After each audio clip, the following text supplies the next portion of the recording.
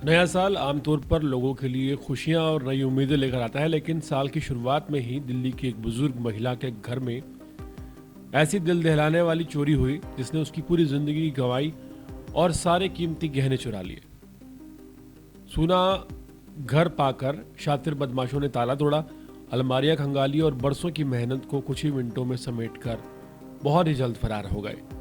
हालांकि इस वारदात के बाद दिल्ली पुलिस ने सतर्कता और तेजी दिखाते हुए मामले को चुनौती के रूप में लिया।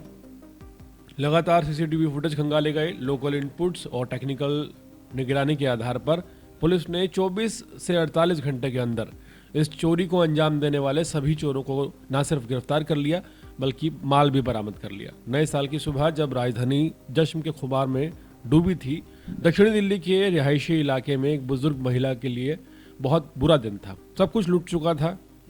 मेन गेट टूटा, बिखरा हुआ सामान, खुली अलमारी इस बात की गवाही दे रही थी कि रात के अंधेरे में किसी ने उसकी जिंदगी भर की कमाई पर हाथ साफ कर दिया है। मामला दरअसल अंबेडकर नगर का है। इस सनसनीखेज चोरी का मामला दिल्ली पुलिस के साउथ डिस्ट्रिक्ट के अंतर्गत अंबेडकर नगर थाने में दर्ज किया गया। शुरुआती जांच में ये बात बिल्कुल साफ हो गई कि वारदात बहुत ही तरीके से और प्लानिंग करके की गई थी। बीएनएस की गंभीर धाराओं में केस दर्ज किया गया और जांच एंटी ऑटो थेफ्ट स्क्वाड को सौंपी गई, यानी कि AATS को। इंस्पेक्टर उमेश यादव ने इस AATS की टीम का नेतृत्व किया और जांच शुरू की। सीसीटीवी कैमरों की फुटेज खंगाली गई। अलग अलग कैमरों में रात करीब 3 बजे 3 नकाबपोश संदिग्ध एक दिशा में जाते हुए नजर आए। इस फुटेज को जोड़ते हुए पुलिस ने आरोपियों की पूरी मूवमेंट ट्रेस कर ली, जिससे जांच को एक अहम मोड़ मिला। लोकल इंटेलिजेंस और टेक्निकल सर्वेलेंस के जरिए आरोपियों की पहचान हुई, जिसमें इशाक उर्फ कलुआ, पवन उर्फ भारत उर्फ विक्की के रूप में ये लोग पहचाने गए। तीनों पहले से ही पुलिस रिकॉर्ड में दर्ज बदमाश थे। खासतौर पर अंबेडकर नगर इलाके में इनकी आपराधिक गतिविधियां पहले भी कई बार सामने आ चुकी थी। एक शख्स के ऊपर दसियों केस पहले से दर्ज थे। इसके बाद पुलिस को सूचना मिली कि तीनों आरोपी साकेत के पुष्प विहार इलाके में नाले रोड के पास घूम रहे हैं।